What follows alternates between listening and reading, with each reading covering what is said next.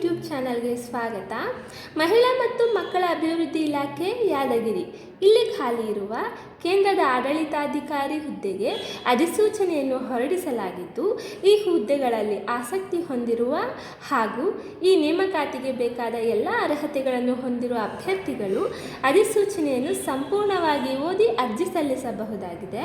ಹುದ್ದೆಯ ಹೆಸರು ಕೇಂದ್ರದ ಆಡಳಿತಾಧಿಕಾರಿ. ಒಟ್ಟು 1 ಹುದ್ದೆ. ಉದ್ಯೋಗ ಸ್ಥಳ ಕರ್ನಾಟಕದ ಯಾದಗಿರಿ.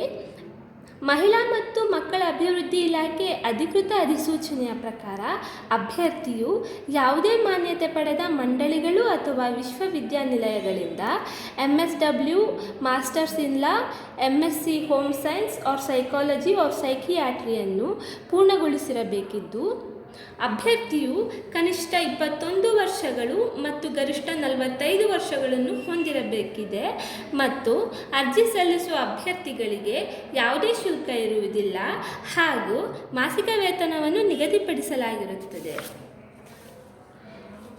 ಮಹಿಳಾ ಮತ್ತು ಮಕ್ಕಳ ಅಭಿವೃದ್ಧಿ ಇಲಾಖೆ ನೇಮಕಾತಿ ಅಧಿಕೃತ ಅಧಿಸೂಚನೆಯ ಪ್ರಕಾರ ಅಭ್ಯರ್ಥಿಗಳನ್ನು ಲಿಖಿತ ಪರೀಕ್ಷೆ ಮತ್ತು ಸಂದರ್ಶನದ ಮೂಲಕ ಆಯ್ಕೆ ಮಾಡಲಾಗುತ್ತದೆ.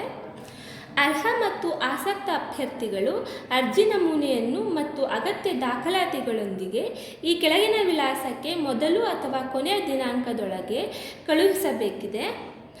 ಆಫ್ಲೈನ್ನಲ್ಲಿ ಅರ್ಜಿ ಸಲ್ಲಿಸಲು ಮೊದಲ ದಿನಾಂಕ 17/9/2024 ಹಾಗೂ ಕೊನೆಯ ದಿನಾಂಕ 30/9/2024.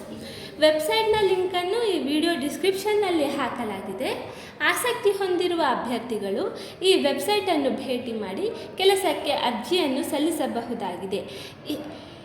ಅರ್ಜಿ ಸಲ್ಲಿಸಲು ಗೊಂದಲವಿದ್ದಲ್ಲಿ ಅಥವಾ ಹೆಚ್ಚಿನ ಮಾಹಿತಿ ಬೇಕಿದ್ದಲ್ಲಿ ಡಿಸ್ಕ್ರಿಪ್ಷನ್ನಲ್ಲಿ ಹಾಕಲಾಗಿರುವ ವಾಟ್ಸಾಪ್ ನಂಬರನ್ನು ಸಂಪರ್ಕಿಸಬಹುದು. ಇನ್ನೂ ಹೆಚ್ಚಿನ ಮಾಹಿತಿಗಾಗಿ ನಮ್ಮ ಚಾನಲನ್ನು ಸಬ್ಸ್ಕ್ರೈಬ್ ಮಾಡಿ. ಧನ್ಯವಾದಗಳು.